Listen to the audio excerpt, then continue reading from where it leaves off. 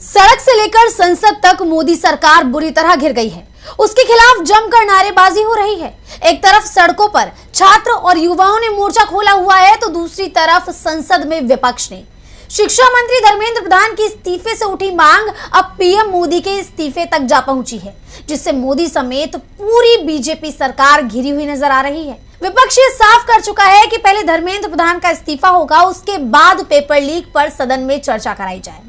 इसके लिए विपक्ष ने बीते दिन पीएम मोदी के आवास पर जोरदार प्रदर्शन किया था और मानसून सत्र के तीसरे दिन यानी 22 जुलाई को भी संसद परिसर में विपक्ष ने जोरदार प्रदर्शन किया। काले लिबास में विपक्ष एकजुट हुआ और जमकर मोदी सरकार के खिलाफ नारेबाजी की गई। इस दौरान कांग्रेस सांसद राहुल गांधी, प्रियंका गांधी, कांग्रेस महासचिव केसी वेणुगोपाल, सपा प्रमुख अखिलेश यादव, टीएमसी सांसद महुआ मोइत्रा समेत विपक्ष के तमाम दिग्गज नेताओं ने परिसर में जोरदार प्रदर्शन किया।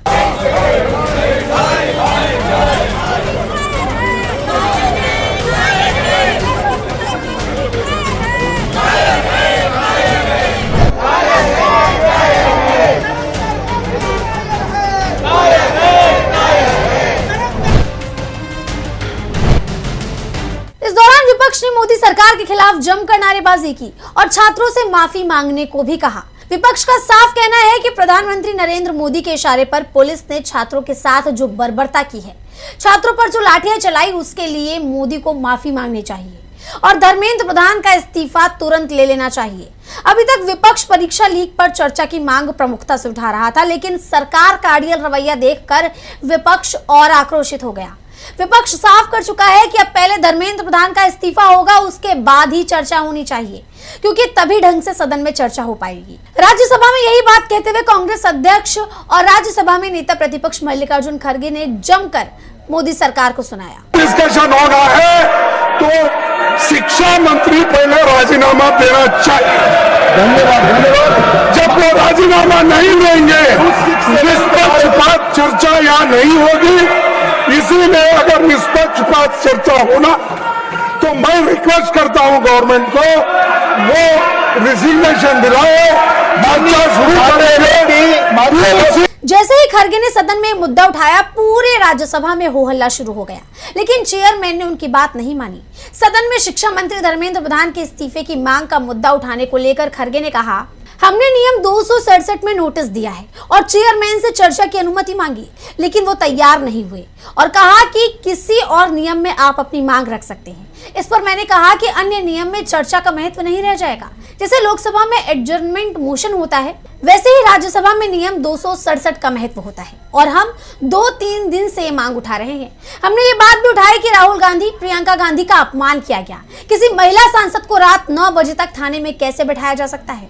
उनके साथ जो भी व्यवहार किया गया वो शर्मनाक है। खड़गे यही नहीं रुके, उन्होंने संसद परिसर में भी मोदी सरकार को जमकर घेरा। उन्होंने साफ कहा कि ये लोकतांत्रिक सरकार नहीं है, ये तानाशाह सरकार है। मोदी सरकार में सांसदों के प्रति कोई सम्मान नहीं है, वो नियमों के अनुसार विरोध करने वालों को भी परेशान करते हैं। हाल ही में युवाओं के प्रदर्शन में हुए लाठीचार्ज पर उन्होंने सीधे बीजेपी और राष्ट्रीय स्वयंसेवक संघ यानी आरएसएस पर गंभीर आरोप लगाए। खड़गे ने साफ कहा कि बीजेपी और आरएसएस के लोग बिना बैज के पुलिस के बीच काम करते हैं। ये लोग अप्रत्यक्ष रूप से छात्रों और कांग्रेस नेताओं को डराने धमकाने का काम कर रहे हैं। सुनिए क्या कुछ कह रहे हैं खड़गे। ये डिक्टेटरशिप पे चला रही है और पार्लियामेंट के मेंबर्स को कोई मर्यादा नहीं देती और रूल्स के तहत जो प्रोटेस्ट करते हैं एक तरीके से हरासमेंट करके वो हमेशा अपने लोगों को, पुलिस को बोल देते हैं और यहाँ तक कि बीजेपी के आरएसएस के वॉलंटियर्स भी इसमें काम करते हैं विदाउट बैचेस। जो विद्यार्थियों को डराना, कांग्रेस लीडर्स को डराना, ये काम भी वो इनडायरेक्टली करते हैं। जिस तरह सड़क से लेकर संसद तक धर्मेंद्र प्रधान के इस्तीफे की मांग हो रही है, मोदी सरकार का विरोध हो रहा है, ऐसे में सरकार के पास बचने का कोई रास्ता नजर नहीं आ रहा, क्योंकि विपक्ष पूरी एकजुटता के साथ सरकार पर हावी नजर आ रहा है और पूरी तरह से धर्मेंद्र प्रधान के इस्तीफे की मांग पर अड़ गया है, जो मोदी सरकार के गले की फांस बन रहा है। सिर्फ खरगे ही नहीं बल्कि इस दौरान प्रियंका गांधी ने भी मोदी सरकार को जमकर घेरा। छात्रों के हक में प्रियंका गांधी ने भी आवाज उठाई और साफ कहा कि जितना सरकार का कुल शिक्षा बजट है उतना तो नीट स्टूडेंट्स के पेरेंट्स अपने बच्चों पर खर्च कर देते हैं। सुनिए। आप हर एग्जाम को क्या पेपर लीक करा रहे हो? बच्चे इतना संघर्ष करके पढ़ाई करते हैं, अपने लिए एक फ्यूचर देखते हैं, आप उस फ्यूचर को बिगाड़ रहे हो। आपने पूरी एजुकेशन बजट का क्या, आपने 1.4 लाख करोड़ पूरी एजुकेशन बजट है पूरे देश के यूथ के लिए, और अडानी जी और अंबानी जी को आप 16 लाख करोड़ आप मुफ्त में लोन माफी कर रहे हो। किसानों को कुछ नहीं, गरीबों को कुछ नहीं, स्टूडेंट्स को कुछ नहीं, और ऊपर से स्टूडेंट्स को इतना खर्चना पड़ रहा है, फैमिलीज को इतना खर्चना पड़ रहा है, लोन लेते हैं। सिर्फ नीट के एग्जाम में जो 22 लाख फैमिलीज है उनका खर्चा 1.32 लाख करोड़ है, almost equal to education budget. तो स्टूडेंट्स का जेन्युइन स्ट्रगल है, जेन्युइन समस्या है, वो सिंपली कह रहे हैं। उन्होंने सिस्टम को ध्वस्त बताया और साफ कहा कि अब लोकतंत्र बचा ही नहीं। ये सिस्टम चल नहीं रहा है, टूटा हुआ सिस्टम है, सब जानते हैं टूटा हुआ सिस्टम है। जिसके बच्चे हैं, किसी भी क्लास का हो, किसी भी वर्ग का हो, जिसके बच्चे वो जानता है कि बच्चों पे क्या बीतती है जब एग्जाम देते हैं। और आप सोचिए कि 26, 27, 28 साल के बच्चे बार बार एग्जाम दे रहे हैं, बार बार पेपर लीक हो रहा है, अपनी नियुक्ति का वेट कर रहे हैं, नियुक्तियां नहीं हो रही हैं, तो फ्यूचर तो बर्बाद हो रहा है ना सबका। ऊपर से आप जॉब्स क्रिएट नहीं कर रहे हो। प्रदर्शन को अलोकतांत्रिक बता रहे हैं। हमारा प्रोटेस्ट अलोकतांत्रिक है। लोकतंत्र में सबसे बड़ी चीज क्या होती है? फ्रीडम ऑफ एक्सप्रेशन और right to protest, peaceful protest. इसमें कुछ अलोकतांत्रिक बात नहीं है। अलोकतांत्रिक ये है जो यहाँ इस सदन में हो रहा है, जो सड़कों पे हो रहा है।